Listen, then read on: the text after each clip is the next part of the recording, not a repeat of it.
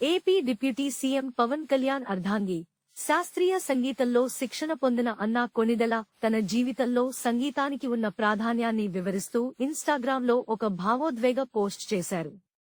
సంగీతం తన జీవితంలో ఎలా అంతర్భాగంగా ఉండేదో వివరిస్తూ ఆమె పంచుకున్న జ్ఞాపకాలు అందరినీ ఆకట్టుకుంటున్నాయి. తన చిన్ననాటి ఫోటోను షేర్ చేస్తూ అన్నా తన జ్ఞాపకాలను నెమరువేసుకున్నారు. ఈ ఫోటోలో ఉన్నది 7 ఏళ్ల వయసులో ఉన్న నేనే. సెయింట్ పీటర్స్బర్గ్ లో నా మ్యూజిక్ స్కూల్లో జరిగిన ఓ కార్యక్రమంలో పెద్ద వేదికపై నిల్చున్నాను. నా చేతులు ఇంకా చాలా చిన్నవి. అప్పుడు లూడ్విగ్ వాన్ బీథోవెన్ స్వరపరిచిన లా మర్మోట్ వాయించాను. నా టీచర్ పియానో వద్ద నా పక్కనే కూర్చుని నాకు సహకారం అందించారు. ఆ తర్వాత 3 ఏళ్లకు నేను పియానో వాయించడం కూడా ప్రారంభించాను అని అన్నా వివరించారు. తన సంగీత ప్రయాణం గురించి ఆమె మరింత వివరంగా తెలియజేస్తూ, నేను 5 ఏళ్ల వయసు నుంచే వయోలిన్ నేర్చుకోవడం మొదలుపెట్టాను. సాధారణ చదువుతో పాటు 15 ఏళ్ల వయసులో గ్రాడ్యుయేషన్ పూర్తి చేసేంత వరకు మ్యూజిక్ స్కూల్కు వెళ్లాను. నేను వృత్తిపరంగా సంగీతంలో ముందుకు వెళ్లకపోయినా శాస్త్రీయ సంగీతం ఎల్లప్పుడూ నాలో ఒక ముఖ్యమైన భాగంగా ఉంటుంది అని పేర్కొన్నారు.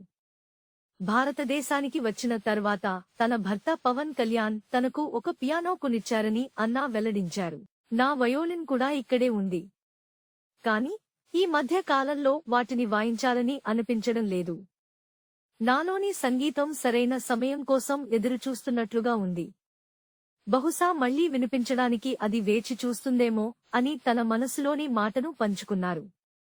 సంగీతం గొప్పతనాన్ని వివరిస్తూ, సంగీతం భాష, నేపథ్యాలకు అతీతంగా ప్రజలను కలుపుతుంది. ఒక్క మాట కూడా లేకుండానే మనం నొప్పి, ప్రేమ, ఆనందాన్ని దాని ద్వారా అనుభూతి చెందగలం.